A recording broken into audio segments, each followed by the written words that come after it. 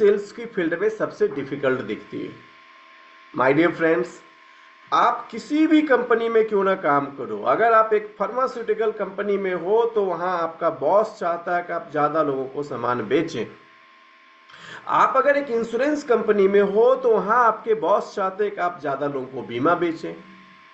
My dear friends, आप दुनिया के किसी भी सेल्स के धंधे में हैं तो वहां पे एक चीज जो उस धंधे की सबसे बड़ी रिक्वायरमेंट है वो है सेल्स। और सेल्स के अंदर जो सबसे बड़ी ऑब्स्टिकल आती है वो है लोगों की ऑब्जेक्शन। हम लोगों को कैसे ऑब्जेक्शन को हैंडल करें। अब ऑब्जेक्शन हैंडलिंग की तो बहुत दूर की बात है। ज्यादातर लोग, मैंने महसूस किया है कि ऑब्जेक्शन लेने से ही डरते हैं, और ज्यादातर लोग उन लोगों से बहुत गुस्सा महसूस करते हैं जो आपको इन बिजनेस में आपके साथ ऑब्जेक्शन क्रिएट करता है। जैसे सोचो, अगर आपने किसी इंसान के पास बिजनेस प्लान दिखाया या आपने अपने प्रोडक्ट दिखाए और वो लगातार आपसे सवाल पे सवाल किए जा रहे हैं, तो आप में से कुछ लोग उसे खरूस कहते हैं, कुछ लोग कहते हैं देखो ये बिल्कुल निगेटिव इंसान है, देखो ये यार इतना सवाल पूछता है। तो आप, या तो कुछ लोग उससे बचना चाहते हैं या कुछ लोग चाहते हैं कि आपको उनसे कोई सवाल ही ना मिले और आपने बिजनेस दिखाया और वो चुपचाप ज्वाइन कर ले। लेकिन हमें आज कुछ फैक्ट को समझना है, क्योंकि जहां तक मैं समझता हूं, अगर आप इस बिजनेस में कितने भी सफल हो जाओ, कितने सफल का मतलब आप अपने इस बिजनेस में महीने की 1 लाख कमाओ या महीने की 10 लाख कमाओ, आपको ऐसा एक भी व्यक्ति नहीं मिलेगा जो आपको कहेगा अरे साहब मैं तो बस आप ही का इंतजार कर रहा था, आप आ गए, ये लीजिए मेरी ज्वाइनिंग फॉर्म और ये लीजिए 10,000 रुपए, इसका प्रोडक्ट मेरे को खरीद के ला देना। क्या आपको लगता है कि आपको कभी भी ऐसे लोगों से रिस्पॉन्स मिलने वाला है? आंसर है नहीं। अगर ऐसा नहीं है और इतनी आसानी से आपको रिस्पॉन्स नहीं मिलेगा, तो अगर इस प्रोफेशन के मास्टर बनना चाहते हैं तो आपको सीखना पड़ेगा कि कैसे आप इसे हैंडल कर सकते हैं।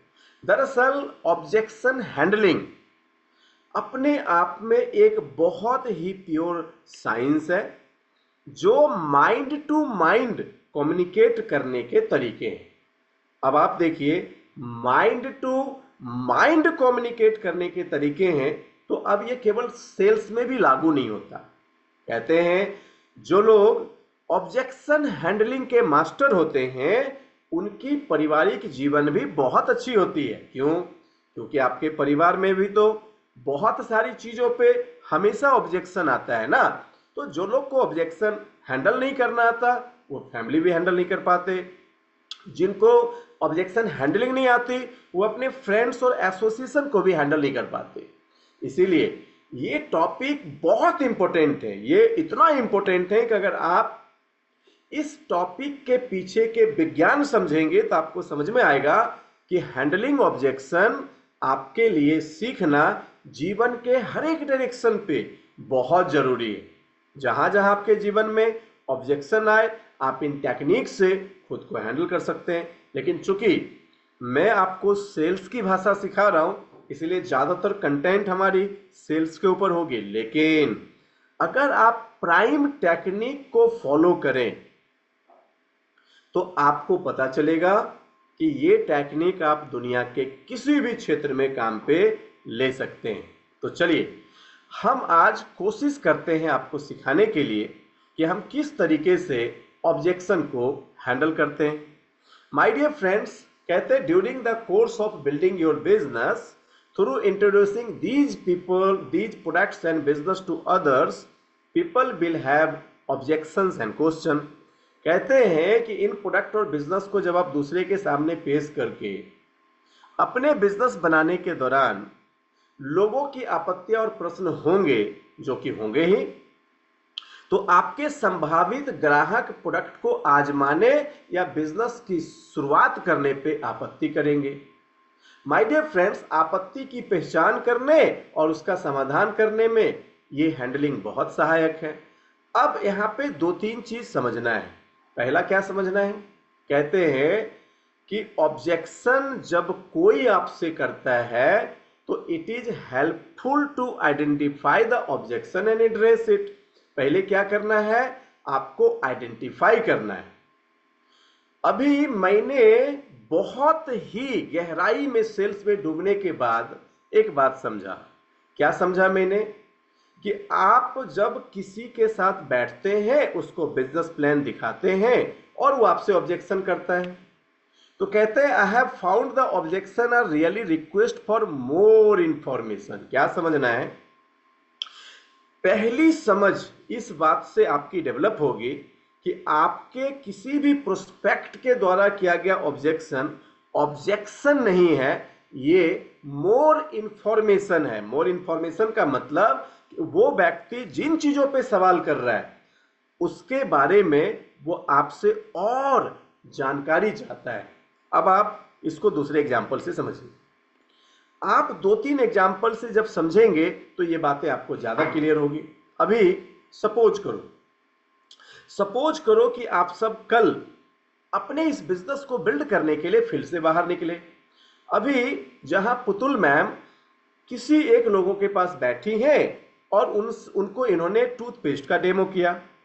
अब उस इंसान ने टूथपेस्ट के डेमो को देख के बड़ा खुश हुआ और डेमो को देखने के बाद उसने कहा कि मैडम प्रोडक्ट तो मुझे ठीक लग रहा है लेकिन ये है बहुत महंगा। अब आप सोचिए, अब इस पे सबसे पहले समझना यह है कि पुतुल मैम को इन ऑब्जेक्शन के अंदर पहली समझ क्या होनी चाहिए। उसी प्रकार से आप सोचिए कि आप वेस्टीज के फ्लैक्सीड ऑयल का डेमो कर रही हैं और जोसेफिन मैम ने जैसे ही फ्लैक्स का डेमो किया, उसको खत्म किया, तो उनने पूछा कि आपका ये फ्लैक्सीड ऑयल बड़ा अच्छा लगा लेकिन प्राइस तो इसकी थोड़ी ज्यादा है। या फिर उसने पूछा क्या सच में ये हमारे ऊपर काम करेगा और ये हमें ठीक कर देगा। तो जब सामने वाला आपसे सवाल पूछता है तो मैंने कुछ चीजों को बहुत माइन्यूटली ऑब्जर्व किया है। क्या माइन्यूटली ऑब्जर्व किया है वो आपको समझने की जरूरत है। जो सबसे पहली चीज मैंने सीखी है वो सबसे पहली चीज ये है मेरे दोस्त कि वो उस प्रोडक्ट के बारे में और इंफॉर्मेशन चाहता है। अब कंडीशन ये है कि पुतुल मैम के पास उन प्रोडक्ट के बारे में और इंफॉर्मेशन नहीं है। ये केवल जानती है कि ये पेस्ट है, दांत का दर्द दूर कर देता है, लेकिन उसने कहा कि मैडम वो सब तो ठीक है लेकिन प्रोडक्ट हमको तो बड़ा महंगा लग रहा है। अब इनके पास इन बातों का जवाब देने के लिए टूथपेस्ट के बारे में ज्यादा इंफॉर्मेशन नहीं है। तो क्या होगा, अब ये कहेंगे नहीं नहीं सर बात तो ऐसा नहीं है, पेस्ट अच्छा है सर, इसको कैसे आप महंगा कह सकते। लेकिन सामने वाला इनसे प्रोडक्ट नहीं खरीदेगा। लेकिन अब सोच के देखिए कि इनके पास पेस्ट की पूरी नॉलेज होती तो उस इंसान को कहते उन बातों को जो पेस्ट के बारे में सच था। क्या सर आपको मैं बताऊं, इन प्रोडक्ट के अंदर कैल्शियम है, इन प्रोडक्ट के अंदर लौंग है, इन प्रोडक्ट के अंदर नीम है। और क्या आप जानते हैं नीम, लौंग और कैल्शियम की जो कॉम्बिनेशन है, इन कॉम्बिनेशन में पूरे हिंदुस्तान में कोई भी टूथपेस्ट एक साथ नहीं आती। दूसरा, क्या आपको पता है अगर इस 3 कॉम्बिनेशन के टूथपेस्ट को यूज किया गया तो इसके क्या क्या फायदे होंगे। और फिर ये 4, 5, 6 फायदों को बताती।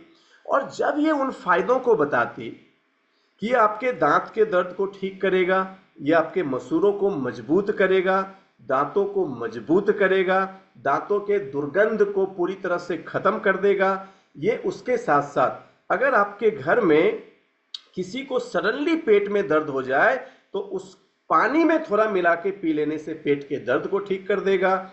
ये उनको कहती। सोचिए अगर सडनली घर में किसी इंसान का आग से कहीं जल जाए तो इंस्टेंट इस पेस्ट को लगाने से वो उस जगह को ठीक कर देगा।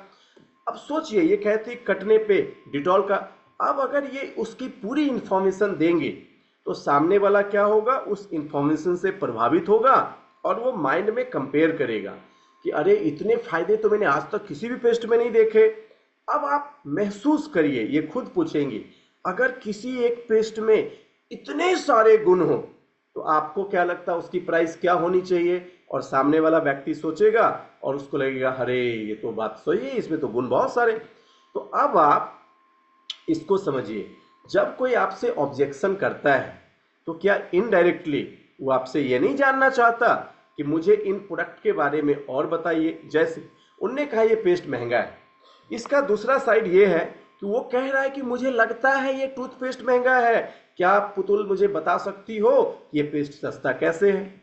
अगर इनके पास ज्यादा इसके नॉलेज होंगे तो आप सोच के देखो ये उन ऑब्जेक्शन को हैंडल कर सकते हैं। सिमिलरली अभी जोसेफिन मैम से उनने कहा कि मैम ये देखने में तो बड़ा अच्छा लग रहा है, लेकिन क्या ये प्रोडक्ट जैसा दिख रहा है वैसा काम करेगा क्या?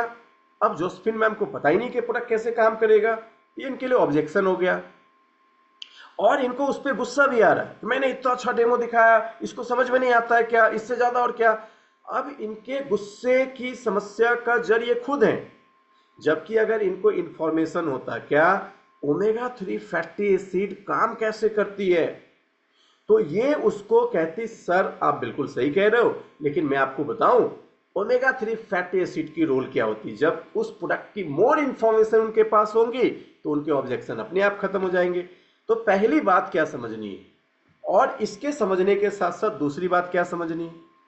पहली बात यह समझनी है कि जब भी कोई व्यक्ति आपसे सवाल पूछे तो आपकी पहली अंडरस्टैंडिंग आनी चाहिए thank you god, just take my words, write it down and make your characters. अगर किसी ने आपसे सवाल पूछा मेरे दोस्त, तो पहला जो आपके अंदर विचार उत्पन्न होने चाहिए वो है थैंक यू गॉड। क्यों? क्योंकि अगर कोई व्यक्ति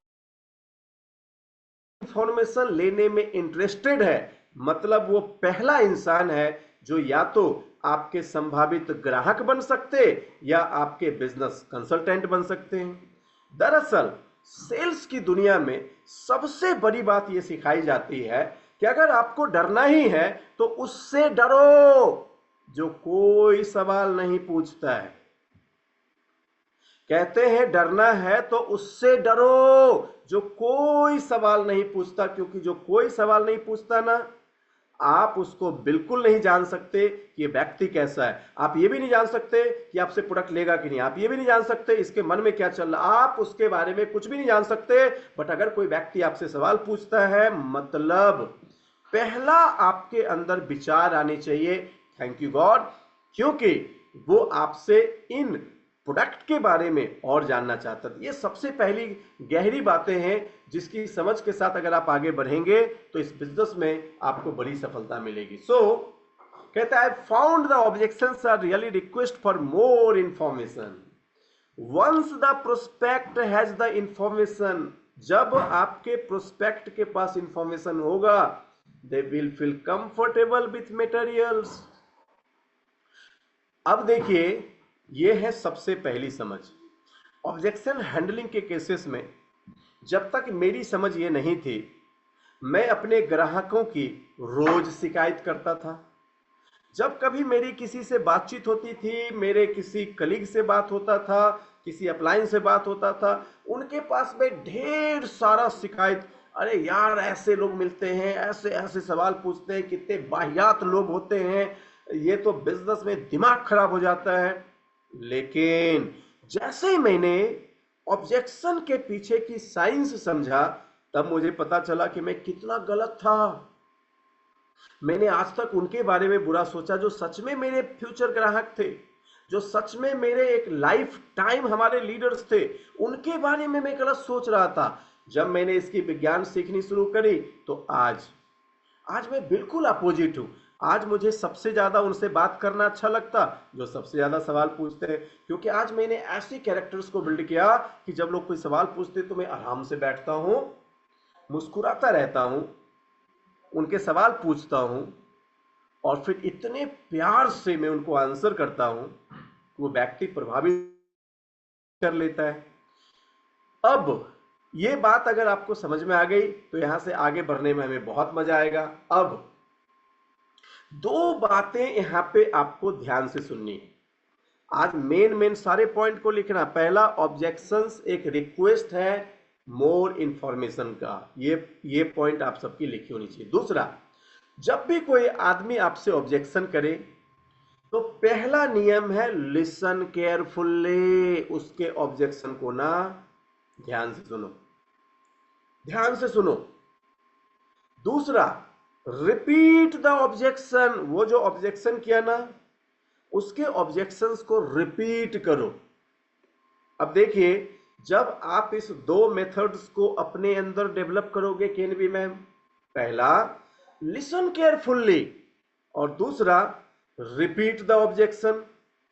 अब लिसन केयरफुल्ली का मतलब, जब सामने वाला आपसे सवाल पूछ रहा हो तो आपको चुपचाप उनके पूरे सवाल को बहुत ही ध्यान से सुनना है, और जब उनके सवाल खत्म हो जाए तो उन्हीं के सवाल को आपको रिपीट करना है। अब एक उदाहरण से समझते हैं। अगर किसी व्यक्ति ने कहा कि ये बात तो बिल्कुल सही है, प्रोडक्ट मुझे देख के अच्छा लग रहा है लेकिन मुझे थोड़ा महंगा लग रहा है, तो आपने कहा अच्छा सर, आप ये कह रहे हो कि ये जो प्रोडक्ट है वो देखने में आपको बहुत अच्छा लगा लेकिन इसकी प्राइस आपको महंगी लग रही है। तो आपने क्या किया, उन्हीं के ऑब्जेक्शन को रिपीट किया। जब आप ऑब्जेक्शन को रिपीट करेंगे तब फिर आपको दो तरह के व्यक्ति मिलेंगे नम्रता जी। पहले व्यक्ति मिलेंगे जो आपको ये कहेंगे कि अरे नहीं नहीं, मेरा मतलब ये नहीं था। अगर उसने ऐसे जवाब दिया तो समझ जाना कि उसके ऑब्जेक्शन ही गलत थे। अब आप देखिए, क्यों? क्योंकि आपके सवाल पूछ के कंफर्म करने पे कि वो जो पूछ रहा है वो उसका वही सवाल है, अगर वो सवाल बदल दे तो समझिए वो बस आपको टालना चाह रहा है। अगर आपने बिना ऑब्जेक्शंस को क्वालिफाई किए आंसर किया और सोच के देखो, आपको आधे घंटे बाद पता चला कि ये इसका सवाल ही नहीं है, तो सोचो आपको कैसा लगेगा, सोचो कैसा लगेगा।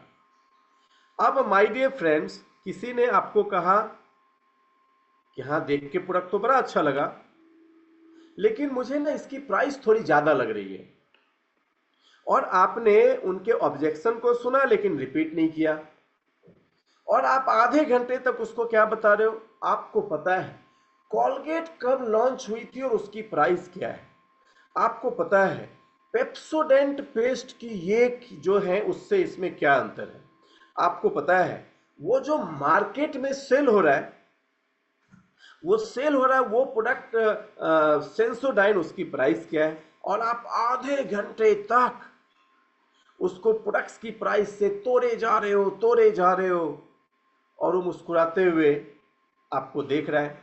आधे घंटे बाद पता चला कि इस व्यक्ति के लिए प्राइस मैटर नहीं करती है, तो आप सोच के देखिए आपको कितना गुस्सा आएगा जब वो अपने ऑब्जेक्शन को रिपीट कर देगा कि हाँ सर बात तो सही है।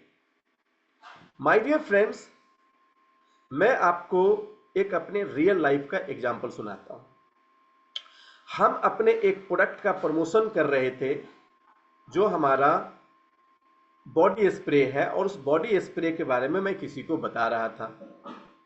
जब उसको मैं बता रहा था तो उसने बॉडी स्प्रे को ऐसे उल्टा उसने देखा, और जब उसने पूरी प्रेजेंटेशन सुनी कि ये ऐसा है, ये ऐसा है, ये ऐसा है, तो वह हंसते हुए कहा ये तो बड़ा अच्छा है। फिर उसने पलट के देखा, उसने कहा कि आपको प्राइस थोड़ी ज्यादा नहीं लग रही है। तो इस बात को शुरुआत के दिनों में बिना क्वालिफाई किए कि उसकी प्राइस ज्यादा है, मैं इसको समझाना शुरू किया कि ये ब्रांड को देखो, ऐसा देखो, ऐसा देखो, ऐसा देखो। अब आप सोच के देखना, वो आधे घंटे बाद व्यक्ति उठा, अपने घर के अंदर गया, उसने एक डीओ निकाली, उसको सामने रखा, उसने कहा देखिए मैं यूएसए से मंगवाता हूं और इसकी कीमत $150 है। कितना? $150। आज के हिसाब से तकरीबन 12,000 रुपए का डीओ वो मेरे से 200-250 का डीओ क्यों खरीदेगा? अब मैं आधे घंटे तक सोच रहा था कि ये प्राइस इसके लिए बहुत मैटर करती है, लेकिन वो प्राइस उसके लिए मैटर ही नहीं कर रही थी। तो अब ऑब्जेक्शन हैंडलिंग के अगर मास्टर बनने हैं तो 3-4 कॉमन गुण हैं। पहला, ऑब्जेक्शंस को क्वेश्चंस की तरह ट्रीट करो। दूसरा, जब सामने वाला ऑब्जेक्शन करे तो केयरफुली सुनो। तीसरा, उसके ऑब्जेक्शंस को रिपीट करो क्वालिफाई करने के लिए कि उसकी ऑब्जेक्शन सही है कि नहीं। कमॉन कमॉन, अब सारे लोग जो यहां पे हैं वो मेरे साथ इस 3 पॉइंट को दोहराएंगे। सबसे पहला, ऑब्जेक्शंस को क्वेश्चंस की तरह ट्रीट करो। किस तरह ट्रीट करना है? क्वेश्चंस की तरह ट्रीट करना है। दूसरा, ऑब्जेक्शंस को केयरफुली सुनो। तीसरा, ऑब्जेक्शंस जब भी सामने वाला आपको करता है तो उसको रिपीट करो। तो माय डियर फ्रेंड्स, जो भी ऑब्जेक्शन हैंडलिंग को यहां सीखने आए हैं, ऑब्जेक्शन हैंडलिंग में ये 3 कॉमन बातें आपको रट लेनी चाहिए। पहला, listen carefully. My dear friends, नहीं, treat your objection as a question. दूसरा, लिसन केयरफुल्ली। तीसरा, रिपीट द ऑब्जेक्शन। पहला क्या है? कमॉन कमॉन, एक बार जोर से बोलो। Treat your objection as a question. दूसरा, लिसन केयरफुल्ली। तीसरा, रिपीट द ऑब्जेक्शन। पहला क्या है? Treat your objection as a question. दूसरा क्या है? Listen carefully. और तीसरा है रिपीट द ऑब्जेक्शन। जब आप ऑब्जेक्शन हैंडलिंग को यहां से सीखेंगे तब आपको धीरे धीरे धीरे धीरे समझ में आएगा कि ऑब्जेक्शन को हैंडल कैसे किया जाता है। माय डियर फ्रेंड्स, जब कल हमने रिव्यू किया, हमारे लीडर्स ने रिव्यू किया, हमें बहुत से लोगों की रिव्यू का फीडबैक मिला, तो हमें समझ में आया कि दरअसल हमें से ज्यादातर लोग ट्रिपल टी में सीख तो बहुत कुछ रहे, लेकिन कुछ लोग ऐसे भी है कि उसको सीखने के बाद भी वो केवल डायरी पे है लेकिन उसको इस्तेमाल नहीं करते। जैसे मान लो कल आप किसी के पास अगर गए और आपने उसके साथ बैठ के वेस्टीज के प्रोडक्ट्स को डील कर रहे हो और वो प्रोडक्ट्स का नाम है ब्राइटनिंग ट्रीटमेंट। अब उसने ब्राइटनिंग ट्रीटमेंट की प्राइस पे सवाल उठा दी और आप उसको कह रहे हैं नहीं नहीं जी ये तो प्रोडक्ट बहुत अच्छा है। तो आपको क्या करना, आज के मॉर्निंग मंत्रा को यूज करना है और तुरंत अपने पैटर्न्स को रिकॉग्नाइज करने का। आप क्या कर रहे हो? आपने तो कल ही ऑब्जेक्शन हैंडलिंग सीखा था, क्या हो गया? वो तेरी किताब में ही रह गई। तो कल जितने भी लोग फील्ड में ऑब्जेक्शन हैंडलिंग करेंगे, अगर आपकी सेल्स क्लोज नहीं हुई तो तुरंत आपको अपने माइंड पे आना है, क्या कर रहा है तूने तो ये नहीं सीखा था। आपको मैं बताऊं, आप में से मेजॉरिटी पीपल्स के साथ ये मिस्टेक होगा कि आप ऑब्जेक्शन हैंडलिंग को सीखने के बावजूद भी इस पूरे तकनीक को डायरी में रख दोगे और जैसे ही आप फील्ड में जाओगे आप नॉर्मल तरीके से फिर उससे ऑब्जेक्शन को हैंडल करना सीख लेंगे। माय डियर फ्रेंड्स, और आप देखिए, अगर आप इसको सीखने के बाद भी नॉर्मली ऑब्जेक्शन को हैंडल करने की अपने तरीके से कोशिश करेंगे तो ऑब्जेक्शन हैंडल होगा नहीं और इन सेशन का आपको कोई बेनिफिट मिलेगा नहीं। तो कितने लोग ऐसे हैं जो कल से ऑब्जेक्शन हैंडलिंग को सबसे पहले क्वालिफाई करेंगे, उसको एज ए क्वेश्चंस लेंगे, केयरफुल्ली सुनेंगे और ऑब्जेक्शंस को रिपीट करके क्वालिफाई करेंगे कि यस ये ऑब्जेक्शन इनका सही है, क्योंकि जवाब हम उन चीजों का देते हैं जिसको पहले समझ पाए कि ये ऑब्जेक्शन तो सही है। तो माय डियर फ्रेंड्स, अगर आपको लगता है कि आप ऑब्जेक्शन हैंडलिंग को प्रॉपरली इस्तेमाल करना चाहते हैं तो आप यहाँ पे एक बार टाइप कर दें यस, ताकि मैं यहाँ से आगे बढ़ सकूं। तो सविता नाज ने मैम ने टाइप कर दिया yes, thank you so much. मैं देखना चाहता हूं, सुरेश जी ने टाइप कर दिया yes, thank you so much. Manoj sir, Ruby ma'am, Jitendra sir, Satish sir and Namrata ma'am, thank you so much. So काफी सारे लोगों ने टाइप करना शुरू किया यस। तो इसका मतलब है कि आप ऑब्जेक्शन हैंडलिंग के इस फंडामेंटल को पकड़ना सीख लिए। अब सवाल आता है चौथी चीज, पॉइंट नंबर 4, हम इस ऑब्जेक्शंस का जवाब कैसे देंगे। तो एक फॉर्मूला है जिस फॉर्मूले का नाम है फील फेल्ट फाउंड। कहते हैं use feel felt found, share with the prospect your experience और the experience others have had with this issue. तो पहले क्या करना है, अप्लाई करना फॉर्मूला फील फेल्ट फाउंड, और जब आप इस फील फेल्ट फाउंड को अप्लाई करें उसके बाद आप एक्सपीरियंस को, खुद के अनुभव को शेयर करें। माय डियर फ्रेंड्स, अब देखिए दुनिया का सबसे अच्छा technique feel felt found. My dear friends, अब एक छोटा एग्जांपल लेते हैं कि आप फील फेल्ड फाउंड को इस्तेमाल करें, कैसे करेंगे। तो पहले आप आज टेक्निक नंबर 4 में लिख लीजिए feel felt found, feel felt found, feel felt found. Feel का मतलब होता है कि माय डियर फ्रेंड्स, जब आप इसको कहते हैं महसूस करना, तो जब आपसे किसी ने ऑब्जेक्शन किया, अरे सर आपका प्रोडक्ट तो बहुत महंगा है, तो आप उसको कैसे रिएक्ट करोगे? सर पहले मैं भी बिल्कुल ऐसा ही सोचता था। ये हो गया फील। मतलब आप उसको अपने एहसास बता रहे हो कि पहले मैं भी ऐसा ही सोचता था। फील। फिर जब मैंने इसको देखा, परखा, ये हो गया फील्ड। तब मैंने पाया, ये हो गया फाउंड।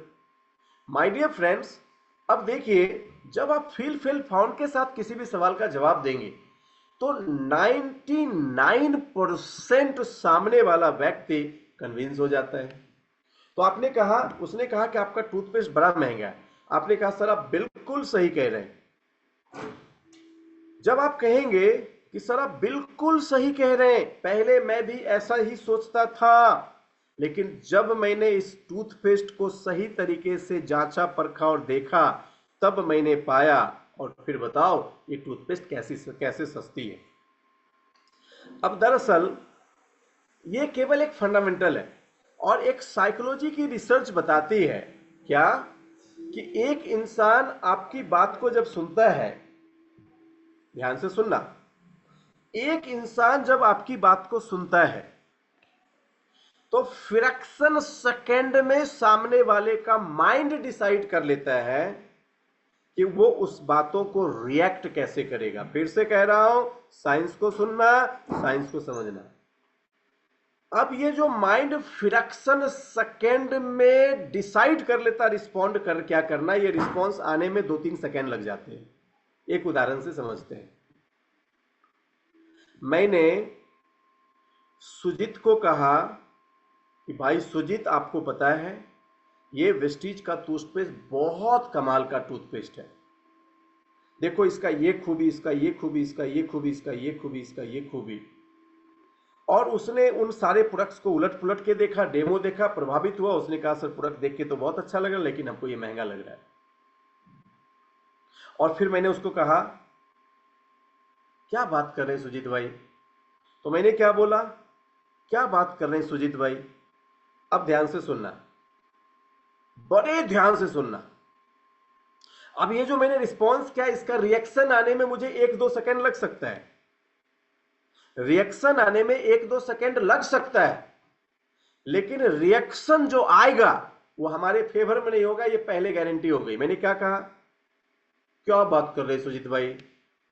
अब मुझे बताओ, मेरे इस मुद्दे में ही आर्गुमेंट है कि नहीं है छुपा हुआ? बोलो हाँ कि ना, हाँ कि ना, हाँ कि ना। आर्गुमेंट आपके माइंड के रिसोर्सफुल स्टेट में है या अनरिसोर्सफुल स्टेट में है? तो आपके माइंड के फ्रंटल लोब ने फ्रैक्शन सेकेंड में डिसाइड किया कि मुझे आर्गुमेंट करना है, लेकिन वो आर्गू करेंगे माइंड के किस फोल्डर से, उसको लाने में 1-2 सेकेंड लग जाएगा। तो 1-2 सेकेंड फिर वो सोचेगा, फिर वो बोलेगा, लेकिन वो बोलेगा क्या, ये decide, come on, fraction second में हो गया। आज पहली बार हैंडलिंग ऑब्जेक्शन के क्लास की एक साइंस आपको सिखा रहा हूं, और ये साइंस जो इन क्लास को मैंने पहले भी लिया था, बट इन साइंस की चर्चा मैं पहली बार कर रहा हूं कि आपको आंसर क्या मिलेगा वो 1-2 सेकेंड बाद मिलेगा, बट आंसर जो है वो आपके फेवर में मिलेगा या नहीं मिलेगा, ये डिसाइड फ्रैक्शन सेकेंड में हो जाता है।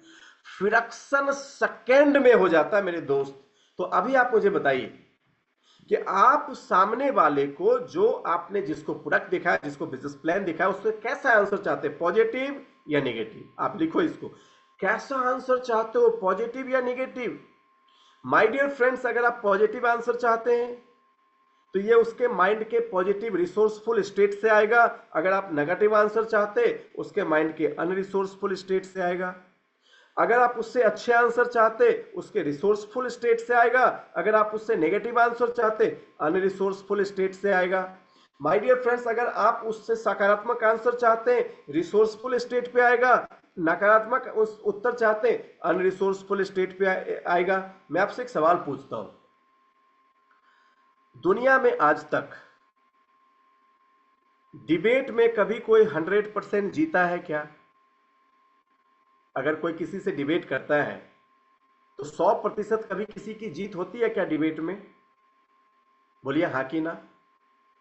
केवल आर्गुमेंट होता है। केवल क्या होता है? केवल आर्गुमेंट होता है। और आप इस बिजनेस में आर्गुमेंट करने नहीं आए, आप इस बिजनेस में जीतने आए।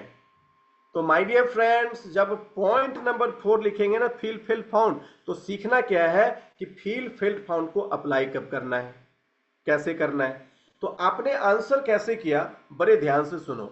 उसका सवाल जो भी हो, आपके आंसर की शुरुआत कैसे हुई? सर आप बिल्कुल सही कह रहे हो, सर आप बिल्कुल सही कह रहे हो। अब ये आंसर्स उसके आने से पहले क्या आपने उसके साथ, उसके दिमाग के साथ अपने दिमाग की सहमति जताई कि नहीं कि तू सही कह रहा है? बोलिए हाँ कि ना। तो आंसर्स को फ्रैक्शन सेकेंड में उस सामने वाले के माइंड पे सेट करवा दिया कि आंसर्स तो मुझे इसके पॉजिटिव स्टेट से लेना है। समझ में आ रही बात? आंसर्स तो मुझे इसके रिसोर्सफुल स्टेट से लेना है। तो मैंने फेबुला मैम को कहा कि मैम आप बिल्कुल सही कह रही हैं, इनमें फ्रैक्शन सेकेंड में इनका माइंड का जो स्टेट है ना वो क्लियर हो गया कि इनके किस वाले स्टेट से आंसर लेंगे। और फिर मैं कह रहे हैं मैडम पहले मैं भी ऐसा ही सोचता था, लेकिन जब मैंने इन प्रोडक्ट को पूरी तरह से देखा तब मैंने पाया, लेकिन अब जो भी जवाब लेंगे हम ये इनके आर्गुमेंट वाले स्टेट से नहीं लेंगे, इनके सकारात्मक स्टेट से लेंगे। और सकारात्मक स्टेट का जो जवाब है वो हमेशा मेरे फेवर का होगा, आर्गुमेंट वाले स्टेट का जो जवाब है वो हमेशा मेरे अगेंस्ट होगा। हम में से ज्यादातर लोग पहले ही रिएक्शन में सामने वाले को कहते हैं आप क्या बात कर रहे हैं, ऐसा थोड़ी ना होता है, अरे नहीं नहीं ऐसी बात नहीं है, अरे आपको शायद ये समझ में नहीं आया, अरे ये कंपनी वैसी नहीं है, आप अगर इसको ठीक से देखते तब समझ पाते। आप उसको क्या कह रहे हैं? आप कह रहे हैं आप क्या बात कर रहे हैं, मतलब आप कह रहे हैं आप गलत बात कर रहे हैं, ये ऐसा ऐसा थोड़ी ना है, इसका मतलब वो जो कह रहा है वो गलत है। अरे आपको ये कंपनी नहीं समझ में आया, मतलब आप कह रहे हो ना समझ। आपके ये सारे आंसर ना, चाहे आप बुद्धिमानी की दुनिया में कितने भी बुद्धिमान हो, उस इंसान को फ्रैक्शन सेकंड में तैयार कर देता है, वो आपके साथ कभी भी एग्री नहीं करने वाला है। और डायरेक्ट सेलिंग की दुनिया में ज्यादातर लोग हारते क्यों हैं? आपके ही नेटवर्क में जाके देखो, सब रोज फील्ड में निकलेगा, इतना बड़ा बड़ा मुंह बना के लाएगा, क्या हुआ, अरे क्या हुआ, सबका मुंह इतना बड़ा बड़ा फूला हुआ है, अरे मैडम क्या हुआ, कैसे बताएं सर, बताओ तो सही क्या हुआ, सर कोई सुनवे नहीं करता है सर। सबका मुंह इतना बड़ा बड़ा साइज का होके आया हुआ है। क्यों? क्योंकि आप वो क्लास नहीं कर रहे थे, वो साइंस नहीं सीख रहे थे। आपके डाउनलाइंस में बहुत से लोग होंगे जो बिजनेस में आपने उसके स्पॉन्सर किया, पहला दिन तुर्रम खान, कितना सेल चाहिए आपको फेबुल्ला जी, बताइए बताइए कितना सेल चाहिए बताइए। लेकिन जब वो फील्ड में गया, उसको धाए धाए इधर से बातों की हथियार जब उसके ऊपर बारिश हुई तो वो मुंह बना के आएगा, क्या हुआ, कुछ नहीं, अरे मैडम क्या हुआ। तो सामने वाले जब आपसे सवाल पूछते हैं तो उसका जो प्रहार है ना, वो प्रहार आप सह नहीं पाते मेरे दोस्त, और इसलिए मुंह का साइज बहुत चौड़ा हो जाता है। लेकिन आज पहली बार बात समझ में आई कि अगर आप अपने गेस्टों से भी अगर प्रतिक्रिया लेना जानते हैं, प्रतिक्रिया लेना, मैं आपको सच बताऊं, जब से ये मैंने टेक्निक सीखने की कला सीखी, टेक्निक बनाने की कला सीखी, टेक्निक सिखाने की कला सीखी, इस दुनिया में मैंने एक चीज सीखा कि अगर आप सच में इंटेलिजेंट हो और अगर आप माइंड को सही से इस्तेमाल करना जानते हो तो इस दुनिया पे आप राज कर सकते हो। ये मैं समझ गया, बस अब आपको मुझे ये समझाना और कुछ भी नहीं। आज मैं एक ऐसे लीडर के साथ काम कर रहा हूं जो वेस्टीज में क्राउन डायरेक्टर है, लेकिन उनके शुरुआती दिनों में मुझे याद है कि एक दिन वो बिजनेस में धक्के खाने के बाद वो पूरी तरह से नेगेटिव होकर बैठा हुआ था और मेरा फोन ही नहीं उठा रहा था। लेकिन जब उनसे मेरी मुलाकात हुई और सामने बैठ गए, तो अब क्या करें, अब तो सामने शैलेंद्र सर बैठे हैं। तो मैंने कहा कि आप बिल्कुल नाराज दिख रहे हैं, ऐसी कोई बात है क्या? नहीं नहीं नहीं, अगर ऐसी कोई भी बात होगी सर तो आप जरूर सबसे पहले मुझे शेयर करें। आज मैं आपके साथ दिल खोल के बातें करूंगा। उन्होंने अपनी कुछ दिल की बातें बतानी शुरू करी। उसने कहा कि सर आपको शायद ये बात समझ में नहीं आएगा, लेकिन हमको लगता है ये बिजनेस हमसे बिल्कुल नहीं होगा। मैं सर इस बिजनेस के लिए नहीं बना हुआ हूं, हमसे हो भी नहीं करेगा सर। अब वो इतनी बात जो कह रहे हैं उनको मैं क्या बोलूंगा? उनको मैं बोलूंगा कि नहीं नहीं ऐसा बिल्कुल नहीं है। अच्छा, ये अगर मैं बोला तो अब तो उनके समाप्त होने की मुहर मैंने लगा दी। मैंने उनकी पूरी बातें सुनी और मैं फिर उनको बहुत आहिस्ते से कहा कि सर आपको एक सच बात बताऊं, आप बिल्कुल सही कह रहे हैं, आप बिल्कुल सही कह रहे हैं। ये जो शब्द है ना, ये फ्रैक्शन सेकेंड में उसके माइंड के स्टेट को चेंज करता है। क्या इसका मतलब है कि ये सामने वाला व्यक्ति मुझे समझता है? समझ रहे हो? ये सामने वाला व्यक्ति मुझे समझता है। मैं चला गया उनके पॉजिटिव स्टेट पे और फिर उनको कहा कि सर पहले मैं भी बिल्कुल ऐसा ही सोचता था। जब मैंने फिर कुछ बातों को सर गहराई से समझा तब मुझे कुछ बात और समझ में आई, अगर आपकी इजाजत हो तो समझाऊं। तो उन्होंने फिर जैसे ही मैंने कहा ना कि आप बिल्कुल सही कह रहे हैं, अब अगर उनको इस भावना के साथ अपने साथ लेने पे संबंध में अगर मैं कहूं कि आपकी इजाजत हो तो बताऊं, तो क्या बोलेगा, बताइए या नहीं बताइए? उसने कहा हाँ सर बताइए। तो उन्होंने मुझे इजाजत दिया कि आप बताइए। और फिर जब मैंने आधे घंटे उनसे बैठ के बात करी तो आधे घंटे बाद वही हाल था, सर जो हो गया सो हो गया। आज मैं आपको प्रॉमिस करता हूं, आज के बाद मुझे कोई नेगेटिव नहीं कर सकता। आप जो कहेंगे मैं बिल्कुल वही करूंगा। मेरे से बहुत बड़ी गलती हो गई, मैं आपका फोन नहीं उठा रहा था, मैंने मिस्टेक किया सर, मुझे आपसे क्षमा मांगनी चाहिए। मैं आज के बाद ऐसी कोई गलती नहीं करूंगा। पूरा कमिटमेंट किए जा रहे हैं। लेकिन पता है कब? जब पहले ही शब्द पे मैंने उनसे मौका लिया। अगर मैं उनको कहता क्या बात कर रहे हैं सर, ट्रेनिंग आपने खुद नहीं करी है, बिजनेस आपको नहीं करना आता और आप कह रहे हैं कि काम नहीं होता, लोग रिस्पॉन्स नहीं करते, वो तभी मन ही मन कहते कि हे परमेश्वर, इस इंसान को मेरे घर से कब लेके जाओगे। तो आपको समझना है कि जब आप किसी भी ऑब्जेक्शन को हैंडल करते हैं तो उसके शुरुआती 3-4 चीजों को कितनी गहराई से आप समझने की कोशिश करते हैं। माय डियर फ्रेंड्स, अब आपको वैरायटीज ऑफ ऑब्जेक्शंस मिलेंगे। जैसे मैं ऐसा कुछ नहीं करना चाहूंगा जिसमें मुझे परिवार या दोस्तों को बुलाना पड़े। अब ऐसे कई लोगों को लगता है कि मैं अगर इस बिजनेस को मेरी फैमिली मेंबर या मेरे फ्रेंड्स को बताया तो मेरी इमेज डाउन हो जाएगी, ऐसा लगता है। और ऐसा क्यों लगता है? क्योंकि उन्होंने आसपास में ऐसे कुछ एग्जाम्पल देखे हैं। कुछ लोगों ने तो घर में ऐसे एग्जाम्पल देखे हैं और कुछ लोग खुद इसमें शामिल रहे हैं कि अगर उसकी फैमिली में किसी ने बिजनेस किया हो तो उसको उसने इतना लथारा है कि जब आप अब उसके पास लेके जाओगे तो सोचेगा ना कि हम तो उसको इतना दिए थे, अब हम खुद करेंगे तो हमको छोड़ेगा क्या? तो उसको लगता है, ये गलत नहीं, उसको लगता है। तो वो सामने वाला आपको क्या कहा, मैं ऐसा कुछ भी नहीं करना चाहता सर जिससे कि मुझे किसी फैमिली या मेरे फ्रेंड्स को बताना पड़े।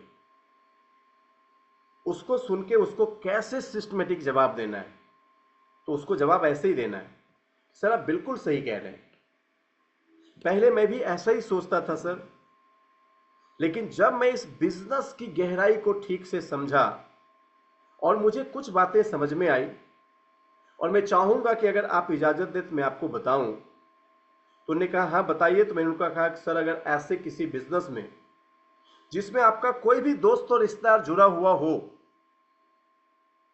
और वो इस बिजनेस में बहुत तरक्की कर रहा हो, बहुत पैसे कमा रहा हो, तो आप दिल पे हाथ रख के बताना कि आप दिल से जानना नहीं चाहोगे कि आखिर वो कर क्या रहा है? जानना चाहोगे ना सर? ठीक ऐसे ही जब आप इस बिजनेस में बहुत सक्सेसफुल होंगे तो आपके फैमिली और फ्रेंड्स जरूर जानना चाहेंगे कि आप ऐसा क्या कर रहे हो, इसीलिए आपको फैमिली और फ्रेंड्स को बताना चाहिए। अब आप देखिए, इसी ऑब्जेक्शन को मैंने साइंटिफिक तरीके से हैंडल किया। साइंस क्या क्या था इसमें? सर आप बिल्कुल सही कह रहे हैं। तो मैंने माइंड के साथ सहमति जता ली। सर पहले बिल्कुल मैं भी ऐसा ही सोचता था, मैंने कहा मैं बिल्कुल आपकी तरह का इंसान हूं। बट जब मैंने इसको गहराई से समझा, तो इनडायरेक्टली कह रहा हूं कि जब आप इसको गहराई से समझेंगे तब मैंने पाया, तब आप पाएंगे। और सर अगर आप मुझे मौका दें तो मैं आपसे एक सवाल पूछूं, तो इन्होंने कहा पूछिए। तो फिर मैंने कहा कि सर सोचो, अगर आप किसी बिजनेस में बहुत तरक्की कर रहे हो या आपका दोस्त या रिश्तेदार किसी बिजनेस को ज्वाइन करके उसमें बहुत पैसे छाप रहा हो, तो क्या आप नहीं जानना चाहेंगे कि आखिर वो कर क्या रहा है? जानना चाहेंगे ना सर? ठीक इसी तरह से अगर आप इस बिजनेस में बहुत सक्सेसफुल होंगे ना, तो आपके सारे दोस्त और रिश्तेदार जरूर जानना चाहेंगे कि आखिर आप कर क्या रहे हो। तो मैंने क्या करी, मैंने पूरे साइंस के साथ इन सवालों का जवाब दिया। लेकिन दोस्त, मैं बहुत से ऐसे लोगों को जानता हूं जो सामने से ऑब्जेक्शन नहीं आए उस पर टूट पड़ते हैं, और ऐसा टूट पड़ते हैं या तो तेरा, या अब मैं तो कई लोगों को ऐसे भी कहते सुनाऊं कि अगर हमारी कंपनी तुम पे भारी पड़ी तो तुम मेरे को ज्वाइन करोगे, और अगर तेरी कंपनी मुझ पे भारी पड़ी तो मैं तुम्हें ज्वाइन करूंगा। बोलो शर्त मंजूर है? तो बात शुरू करते हैं। सामने वाले ने कहा हो जाए। अब दोनों की चल रही है बाक युद्ध। वो साबित किए जा रहा है, ये साबित किया जा रहा, मां कसम उसकी कंपनी, उसकी कंपनी, उसकी कंपनी, उसकी कंपनी, उसकी कंपनी। तो पता चला कि एक कंपनी एपीजे अब्दुल कलाम की है और एक कंपनी गौतम बाली जी की है, और एपीजे अब्दुल कलाम और गौतम बाली जी अपने जगह पे ठीक है, और हम दोनों लड़के अपने रिश्ते खराब कर लिए। आप उस जगह पे उस व्यक्ति को उसके माइंड के साथ कनेक्ट करके अपने बिजनेस में लाने गए हैं, ना कि उस व्यक्ति से लड़ने गए हैं। तो आपको क्या करना है, बस एक ही चीज पे फोकस रखना है कि मैं इस व्यक्ति को कैसे इनके सवाल के सही जवाब देके इनको बिजनेस पे टर्न अप करूं, ना कि आप उससे वाक युद्ध करें या आप उसके साथ झगड़ा करें। आपका काम है केवल उसके ऑब्जेक्शन को हैंडल करना। माय डियर फ्रेंड्स, तो लोग आपसे ऐसे सवाल पूछेंगे और आपको इसी तरीके से जवाब देना है। माय डियर फ्रेंड्स, अब आप सोचिए, किसी ने कहा कि मुझे बिक्री पसंद नहीं है, मुझे सेल्स पसंद नहीं है। अब आप उसको कैसे हैंडल करेंगे? सर आप बिल्कुल सही कह रहे हैं, सर आप बिल्कुल सही कह रहे हैं, मुझे भी नहीं। और आप क्या कह रहे हैं? सर आप बिल्कुल सही कह रहे हैं, पहले मैं भी ऐसा ही सोचता था, बट जब मैंने इस कॉन्सेप्ट की गहराई को देखा तब मुझे समझ में आया, और फिर उसको बताएं सेल्स के बारे में कि सर अगर आप इजाजत दें तो मैं आपसे कुछ सवाल पूछूं। तो माय डियर फ्रेंड्स, जब आप सामने वाले के ऑब्जेक्शंस को हैंडल करते हैं फील फेल्ट फाउंड के साथ, तो सामने वाला आपको रिस्पेक्ट देता है। अब देखिए, किसी ने कहा मुझे बिक्री पसंद नहीं, इसके क्या क्या जवाब हो सकते हैं? आपने कहा मुझे भी बिक्री पसंद नहीं है, मैं तो बस जबरदस्त अपॉर्चुनिटी शेयर कर रहा हूं, असाधारण उत्पाद, जीवन भर का अवसर। अगर कोई वास्तव में इसे चाहता है बढ़िया, अगर कोई नहीं चाहता ठीक है। माय डियर फ्रेंड्स, कहते हैं यह जानकर राहत मिली कि हमें बोर्ड पर किसी अन्य बिक्री और व्यक्ति के होने के बारे में चिंता करने की जरूरत ही नहीं। ये उत्पाद अपने आप बिक जाते हैं क्योंकि ये बहुत अच्छे होते हैं, और केवल लोग उसे यह जानने की कोशिश करते हैं या करनी होती है कि वे कितने अच्छे हैं और कितना जल्दी उत्पाद खुद को बेच देते हैं।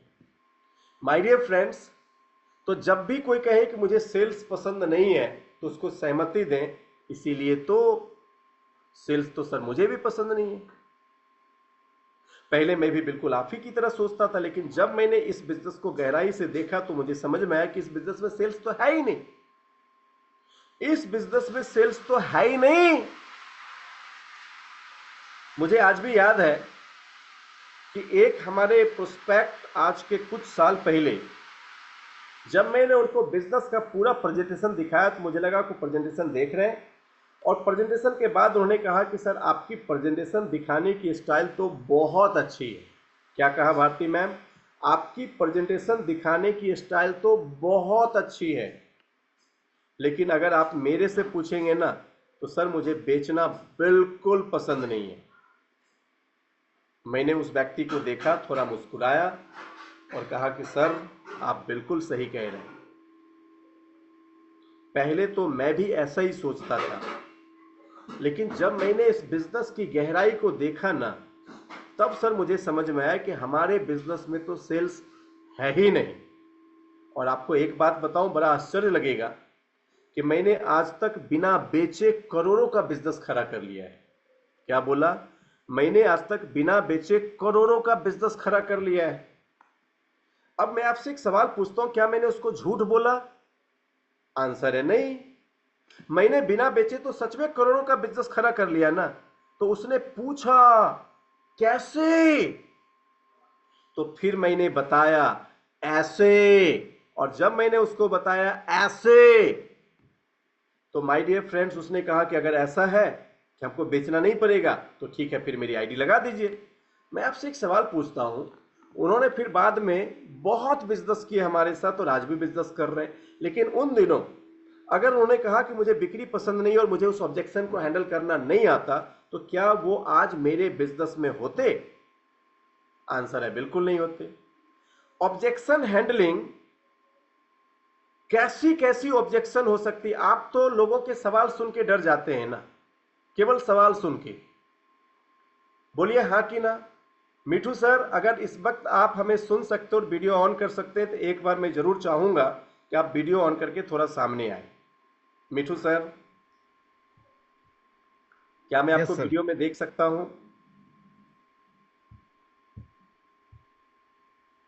Yes sir. Okay. How are you Mithu sir, कैसे हैं आप? सर बहुत बढ़िया। तो ये देखिए, ये है mister Mithu day, Vestige crown director from north east. आज हमारे बिजनेस में क्राउन डायरेक्टर हैं। 1 लाख से ऊपर की चेक ऑलरेडी वेस्टीज से ले चुके हैं।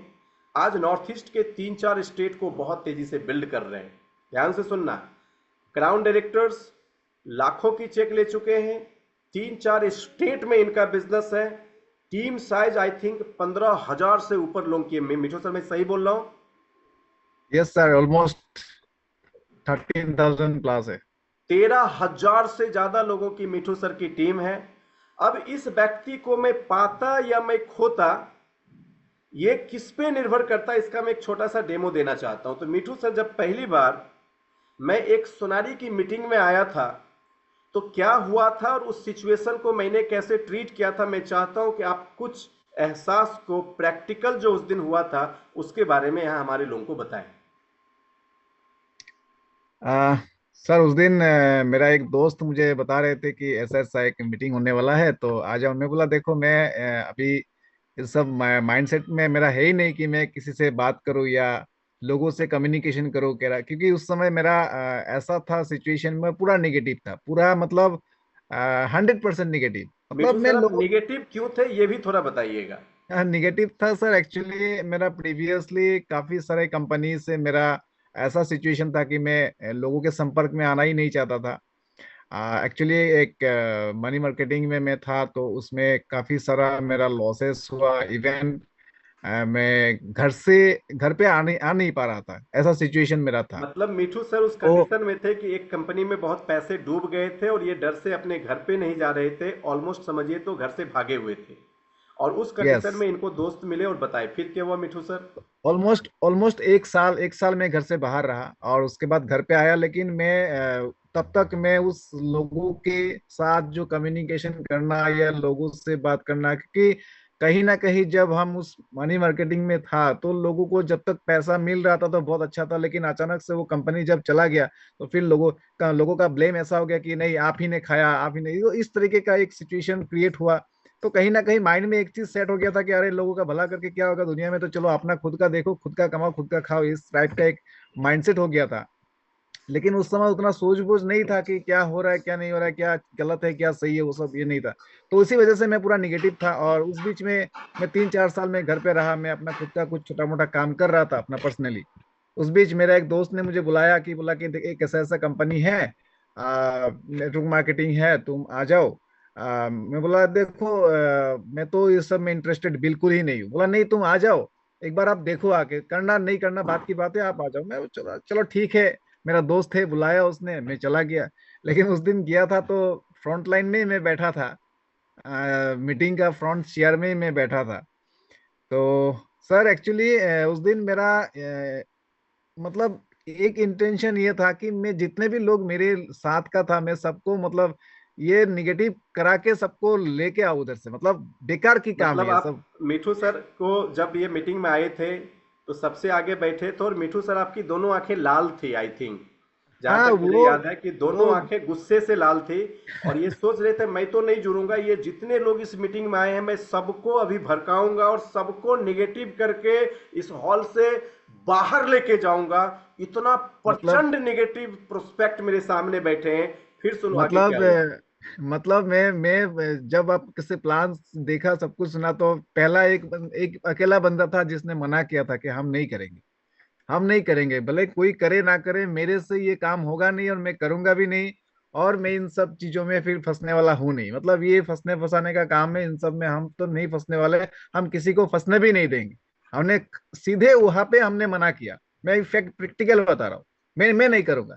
बाहर लेके आए, मेरे कुछ लोगों ने मुझे समझाया, मेरे ही कुछ जान पहचान वाला ने समझाया कि तुम ऐसा मत करो, ये वो हम लोग मिलके करेंगे, ये वो बहुत सारा चीज समझाया। मैं बोला नहीं हम नहीं करेंगे, अब लोग करना है करो, मतलब इस टाइप का मेरा पूरा निगेटिव था। और ऐसा था कि मेरे ऊपर कुछ लोग, मतलब क्योंकि मैं पहले एक प्रीवियस कंपनी में भी एक लीडरशिप मतलब बिल्ड कर रहा था, तो ये सारे लोग मेरे उसी कंपनी से एसोसिएट थे। तो कहीं ना कहीं सब लोग का नजर मेरे ऊपर था कि मैं क्या बोलूंगा, अगर मैं हाँ कर दिया तो सब लोग हाँ कर देंगे। लेकिन एक चीज मुझे उस दिन कुछ भी अच्छा नहीं लगा था मुझे, कंपनी का प्लान, प्रोडक्ट, ये वो सब कुछ, मतलब मैं कुछ देखा ही नहीं था। मैं बस एक इंसान को मैं जो सोच के गया था घर से कि नहीं मुझे उस दिन निगेटिव होके आना है, मैंने मना कर दिया। लेकिन एक इंसान को मैंने, आपको दिल से बताओ, एक इंसान की वजह से ही मैं इस कंपनी में हूँ, और कोई नहीं सर, मैं शैलेंद्र सर है।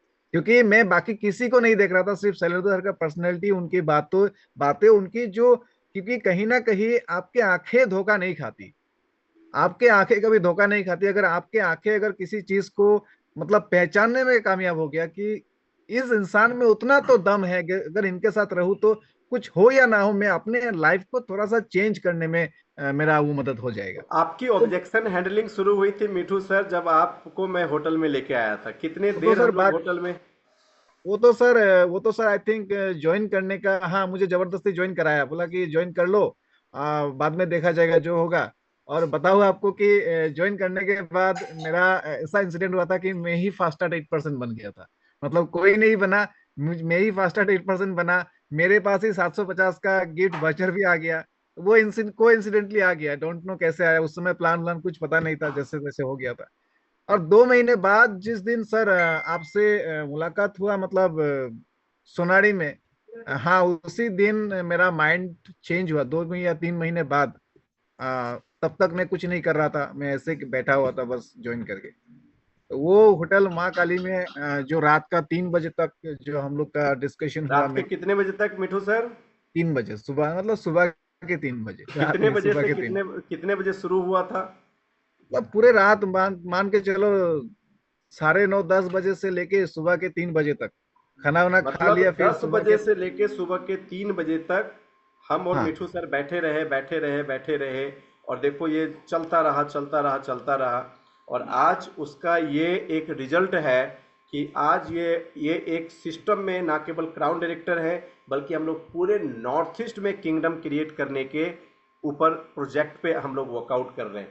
So thank you so much Mithu sir. मैं चाहूंगा मिठू सर के लिए एक थैंक यू। जोरदार ताली हो जाए। Thank you. और अभी आपने सुना, एक व्यक्ति जो खुद तो नहीं जुड़ेगा बट किसी को जुड़ने नहीं देगा कि सोच से आता है। तो आप सोच के देखो, खुद नहीं जुड़ेंगे तो छोड़ो, किसी को जुड़ने नहीं देंगे, लेकिन आज वो क्राउन डायरेक्टर बन सकते हैं। तो क्या दुनिया में कोई नेगेटिव जिसको आप देख रहे हो वो नेगेटिव पॉजिटिव नहीं हो सकता है? आप लोग के छोटे सवाल से डर जाते हैं, बट ऐसे व्यक्ति के साथ भी अगर आपको फेस करने की ताकत हो तो सोचो, ऐसे व्यक्ति को भी आप क्राउन बना सकते हो। तो मैं आपको ये क्यों समझा रहा हूं, या फिर मैं आपको मिठू सर की बातों को क्यों सुनाया, क्योंकि आप ऑब्जेक्शंस को कभी भी ऑब्जेक्शन की तरह ना ले। किसी ने कहा मुझे बिक्री पसंद नहीं है, मुझे भी बिक्री पसंद नहीं है, मैं बस इसीलिए तो इस अपॉर्चुनिटी को शेयर कर रहा हूं। तो जब भी आप इस तरीके से फील फेल्ट के फाउंड के फॉर्मूले से बात करेंगे, सबसे पहले आप लोगों को अपने साथ कनेक्ट करने में कामयाब हो जाएंगे। माय डियर फ्रेंड्स, अभी देखिए, किसी ने आपको ऑब्जेक्ट किया कि मेरे पास पैसा नहीं है। उसने क्या कहा? मेरे पास पैसा नहीं है। माय डियर फ्रेंड्स, अब आप सामने वाले को बोलेंगे क्या बात करते हैं सर, ऐसा कैसे हो सकता है? तो आप सामने वाले को लॉस्ट कर देंगे। आप अगर उसको कहेंगे सर आप बिल्कुल सही कह रहे हैं, पहले हमारे साथ भी सेम कंडीशंस थी, लेकिन जब मैंने इस अपॉर्चुनिटी को ज्वाइन किया तब मैंने देखा कि इस अपॉर्चुनिटी को ज्वाइन करने के लिए हमें पैसे की जरूरत ही नहीं। उसने क्या कहा? मेरे पास पैसा नहीं है। और मैंने पहले उसको सहमति दी, आप बिल्कुल सही कह रहे हैं सर, मैं भी पहले आपकी तरह ही था। मैंने जब इस बिजनेस अपॉर्चुनिटी को डेप्थ में देखा तब मेरे को समझ में आया कि इसको शुरू करने के लिए पैसे की जरूरत ही नहीं है। तो जब आप किसी भी व्यक्ति के ऑब्जेक्शन को पहले क्वेश्चन समझो, उसको केयरफुल्ली सुनो, उसके ऑब्जेक्शंस को रिपीट करो, फील फेल्ट फाउंड के फॉर्मूले को इस्तेमाल करो, और पांचवा नंबर फिर उसको जवाब दो। तो आज 5 पॉइंट निकल के आई। पहले क्या? उस व्यक्ति के ऑब्जेक्शंस को केयरफुल्ली सुनो और उसको क्वेश्चन समझो। माय डियर फ्रेंड्स, जब आप उसके ऑब्जेक्शंस को क्वेश्चन समझने की माइंडसेट कर लेते हैं, तब आपको कभी किसी, तो आपको इस 5 पॉइंट को अपने संस्कार में डालना है और फिर इसी तरीके से लोगों के ऑब्जेक्शन को हैंडल करने में उनकी मदद करनी है। तो किसी ने कहा मुझे बिक्री, मेरे पास पैसे नहीं है। हमने जब उसको 5वें पॉइंट पे आंसर्स देना है तो हमने उसको फिर आंसर्स क्या दिया? इसीलिए हम इस व्यवसाय में शामिल हो गए, क्योंकि अन्य व्यवसाय की तरह इसमें कोई पूंजीगत जोखिम नहीं है। बड़े वित्तीय रिटर्न का पाने का मौका और बड़े निवेशों की आवश्यकता नहीं, जबकि इसमें बड़े रिटर्न तो मिल सकते हैं लेकिन बहुत बड़ा इन्वेस्टमेंट इसमें है ही नहीं। फिर कहते हैं मैं समझ सकता हूं, लगभग हर किसी को ऐसा ही लगता है कि उनके पास कोई अतिरिक्त पैसा नहीं है, लेकिन वास्तविकता यह है कि आपके पास वह करने के लिए पैसा है जो आप पा सकते हैं, जो आपको वास्तव में करना है। कि आप सहमत नहीं है? माय डियर फ्रेंड्स, अब आप सोचिए, अब उस इंसान को बिना पैसे वाली स्थिति से आप बाहर निकाल सकते हैं इन तरीके से, जब आप उसको आंसर करेंगे। तो जब भी लोग आपको ऑब्जेक्शन करें तो उस ऑब्जेक्शंस को एज ए क्वेश्चंस ट्रीट करो। माय डियर फ्रेंड्स, आज मैं आपको एक बहुत अच्छी पुस्तक रिकमेंड करता हूं। मैं चाहता हूं कि नेटवर्क मार्केटिंग की दुनिया में सफलता की चोटी पे जाने के लिए आप ना केवल इस किताब को खरीदें, बल्कि 1 बार, 2 बार, 3 बार, 4 बार, 5 बार, हो सकता है 10 बार पढ़ें, क्योंकि इस इंडस्ट्री में ये पहली पुस्तक है जिसकी अब तक 500 से ज्यादा कॉपी मैं अपने लाइफ में बांट चुका हूं। मतलब इन पुस्तक की 500 से ज्यादा कॉपी को अलग अलग सालों में मैं खरीद के कई सारे लोगों को बांट चुका हूं। तो अगर आप इस किताब को पढ़ेंगे, किताब का नाम है सवाल ही जवाब है। उस पुस्तक का नाम है सवाल ही जवाब है। जब सवाल ही जवाब है को आप ढंग से पढ़ेंगे तब आपको समझ में आएगा कि किसी भी व्यक्ति के आंसर्स को करने के एक और महत्वपूर्ण तरीके हैं कि उससे सवाल पूछो। हम इसके ऊपर थोड़ी देर बाद आएंगे, लेकिन आपने अभी समझा कि अगर किसी ने कहा मेरे पास पैसे नहीं है तो आप उसको भी कैसे जवाब देंगे।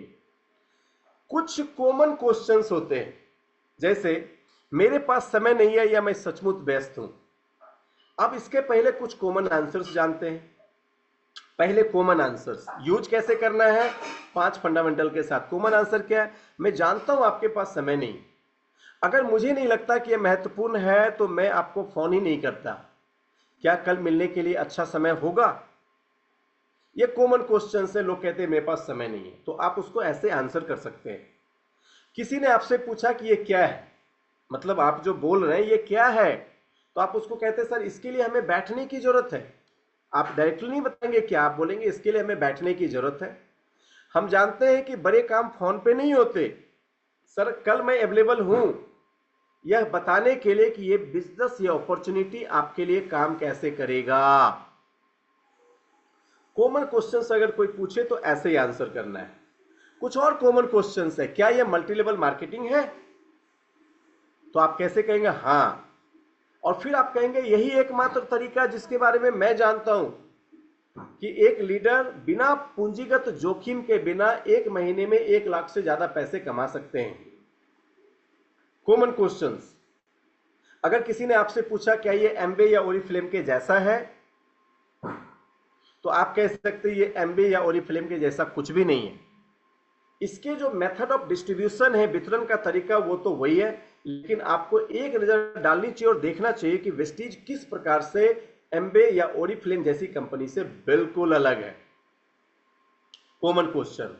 अब देखिए कॉमन क्वेश्चंस को क्यों जानना जरूरी है क्योंकि लोग इस तरह के क्वेश्चंस आपको पूछते ही पूछते हैं। जैसे बहुत से लोग आपको बोलेंगे मेरे पास टाइम नहीं है, बहुत से लोग पूछेंगे ये बिजनेस क्या है, बहुत से लोग आपसे पूछेंगे क्या ये मल्टी लेवल मार्केटिंग है।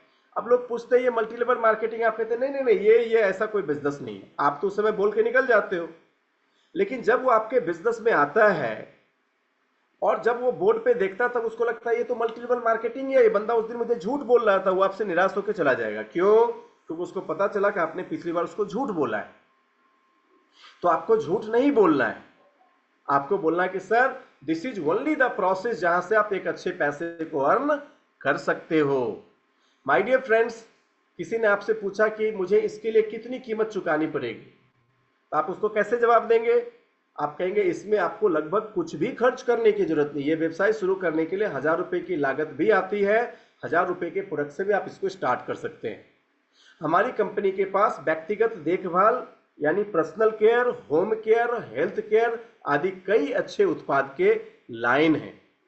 अगर कोई आपसे ये पूछे क्या ये सेल्स है, आपसे पूछा राकेश जी क्या इसमें मुझे सेल करना पड़ेगा, कॉमन आंसर भी कर सकते हैं, क्या आपको सेल्स पसंद है?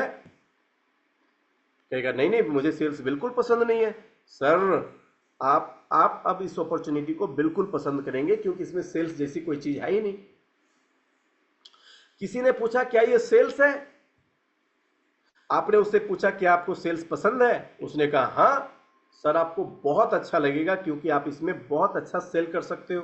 क्योंकि आपको पता है हमारे बिजनेस के अंदर कुछ लोग सेल्स भी करके पैसे कमा सकते हैं और कुछ लोग नेटवर्क बना के बड़े पैसे कमा सकते हैं। तो अगर किसी को सेल्स पसंद नहीं है तो उसका फोकस टीम बिल्डिंग पे लगाओ, और अगर किसी को सेल्स पसंद है तो उसको बोलो शेयर भी कर सकते हो, टीम भी बिल्ड कर सकते हैं। आपको हमेशा सामने वाले की नीड को एनालिसिस करना है। क्या करना है? उसकी नीड एनालिसिस करनी, उसकी जरूरत को एनालिसिस करना है। और अगर ये करने में कामयाब हो गए तो आप उसके सवालों के जवाब बहुत अच्छे तरीके से दे सकते हो। माय डियर फ्रेंड्स, अब देखिए हैंडलिंग ऑब्जेक्शन में आप कितनी सारी चीज आप यहां पे सीख रहे हैं और कितनी सारी चीज आपको समझ में आ रही है। कहते हैं हमेशा फील फील फाउंड के साथ उत्तर दें। मुझे पता है आप कैसा महसूस करते हैं, मैंने भी ऐसा ही महसूस किया, लेकिन जो मैंने पाया वो यह है। अब किसी ने आपको कहा, जैसे यहां पे कहा था ना कि मेरे पास टाइम नहीं है, किसी ने कहा sir I am too busy, तो आपने इसके आंसर्स तो यहां पे देख लिए, लेकिन उसी आंसर्स को अभी देखिए आज के डेट में जो स्क्रीन पे स्क्रैच करते हैं ना उनका नाम भी आता है। तो बड़े ध्यान से समझिएगा कि आप अगर स्क्रैच कर रहे हैं तो यहां पे आपका नाम भी आ रहा है।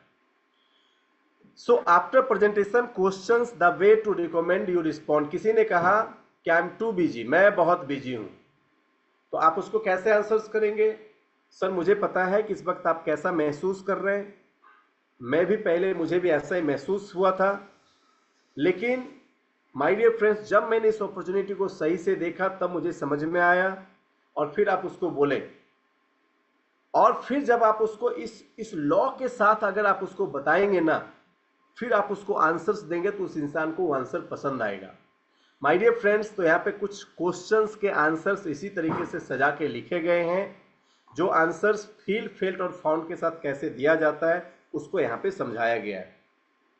मैं बेसिकली इस पूरी प्रेजेंटेशन में चाहता हूं कि 4-5 मुख्य पॉइंट को आप हमेशा ध्यान रखें और उसकी पहले डीप प्रैक्टिस करें। पहले क्या आपको समझना है? ऑब्जेक्शंस को ऑलवेज एज ए क्वेश्चंस, ये सबसे पहला पॉइंट है, आज के बाद जिंदगी में कभी मत भूलना।